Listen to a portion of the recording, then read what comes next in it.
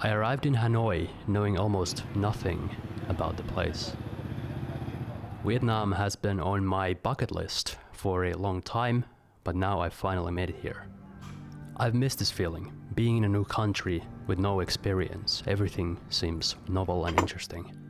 And even though I spent some time in Southeast Asia, northern Vietnam feels nothing like Bangkok, for example.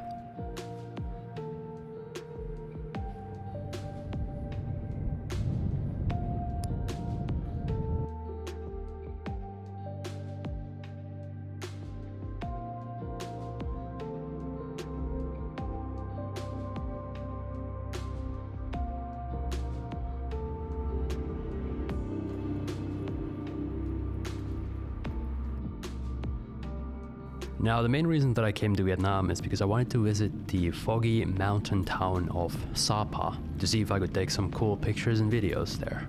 But before that, I had a chance to explore Hanoi, a mandatory stop on the way, because this is where the nearest airport is located.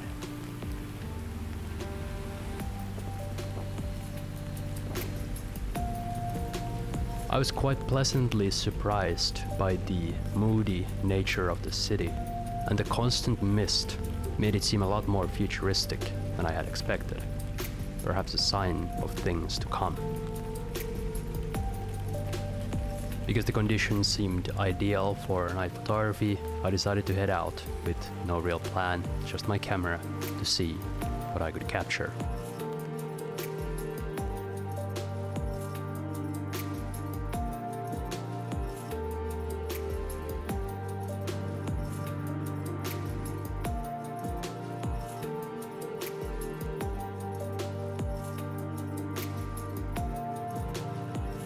Then it came time to head for the mountains.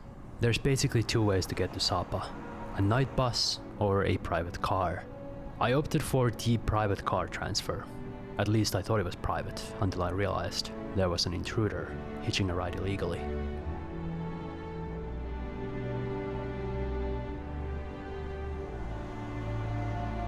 Sapa is about 6 hours away by car from Hanoi.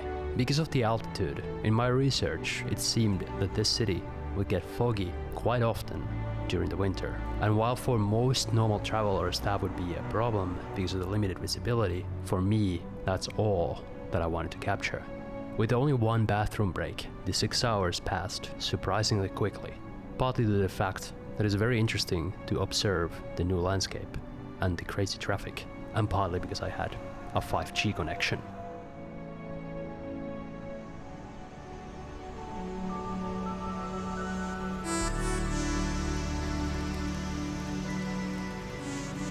I almost couldn't believe my eyes when I first reached the city.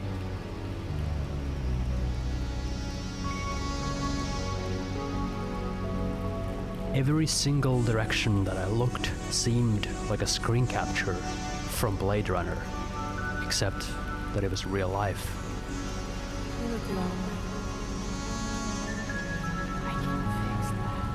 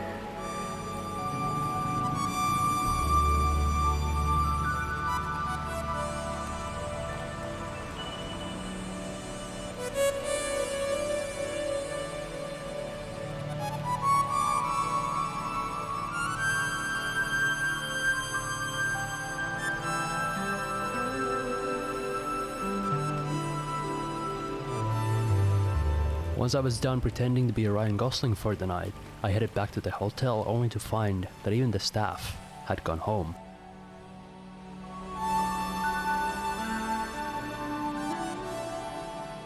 Normally this wouldn't be a huge deal, except that I hadn't even eaten at all that day.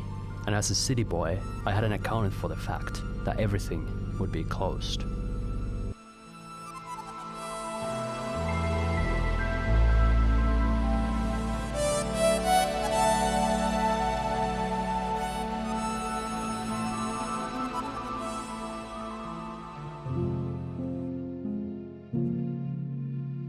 Once I woke up, the visibility was still zero, and I decided to have some famous Vietnamese egg coffee. Apparently this delicacy was created during the war when there was a shortage of milk. And the taste was very 5 out of 10, but the mood was impeccable, and I welcomed the extra calories. In quite stark contrast to how it had felt late at night, Sapa during the daytime was loud and busy, filled with tourists and touts trying to sell you something. What? Your name?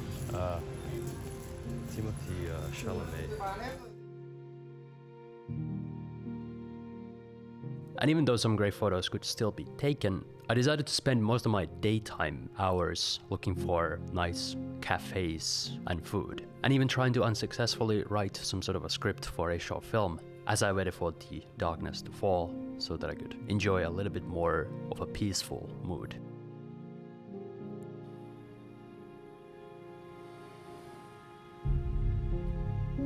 Probably my favorite time to shoot pictures and videos here was during blue hour, just as the sun set and the lights start coming on.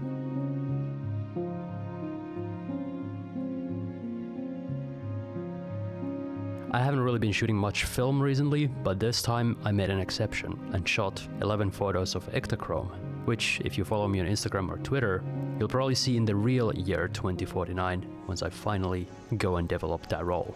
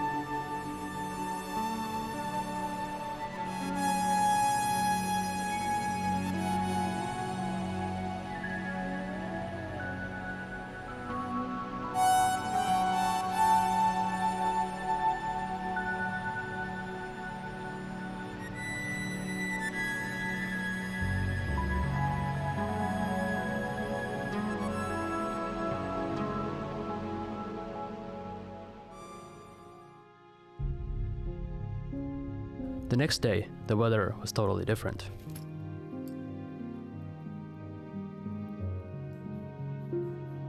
One moment it would rain, the next moment it would be completely covered in fog. And occasionally you could even see the surrounding beautiful mountain landscape.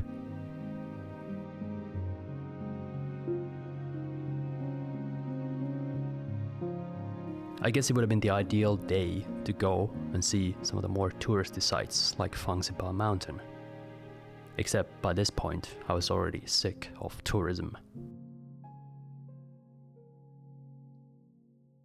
It looks moody as hell, but at least during daytime it's kind of over touristy, way too noisy, a lot of honking. The mood is not what it looks like at all. The next 2 remaining nights that I had left, I decided to simply wait until everyone else was mostly sleeping again so that I could have the town all to myself.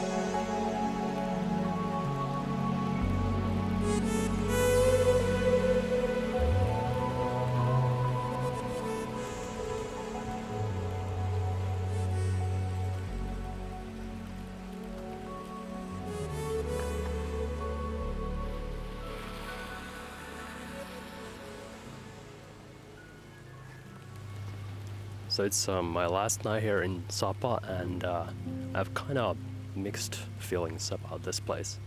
Like, obviously it is very visually beautiful, and it's worth coming here just for that reason.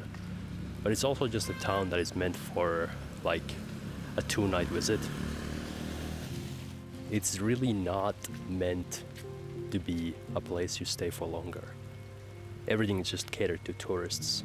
It doesn't really feel like a real city, which is a shame. What I mean is that clearly Sapa is just a small mountain town where you're supposed to come, take your pictures, and leave. It is absolutely not a place where you could just come, you know, as a digital nomad like me and chill for an extended period of time and have a good time. Not sure why I expected anything else. But there's some really good coffee. It's foggy pretty much 24/7. But I guess it's all worth it just to experience and photograph and record the incredible mood that the fogginess brings. But yeah, I maybe stayed a little too long. 2 days would be enough for most people. And yeah, anyway, even though I've got some incredible footage here, I also can't wait to be back soon and recharge batteries and edit this thing and other stuff.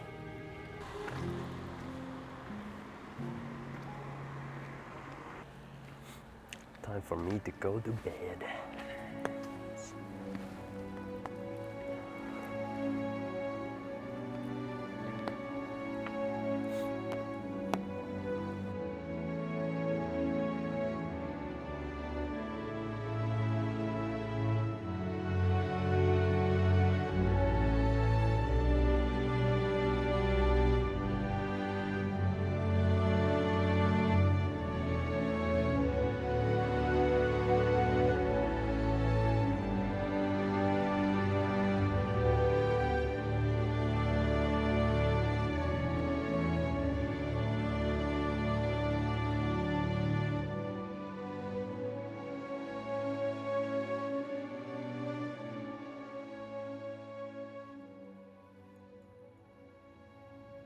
Next time that I come back to Vietnam, I definitely want to explore Hanoi, as well as the other cities, a lot more. It seems like there's a lot of potential here. For this trip, it far exceeded my expectations. It really did feel like I was inside of Blade Runner at times, for good and bad reasons. And I hope you enjoyed this documentation of my trip as well.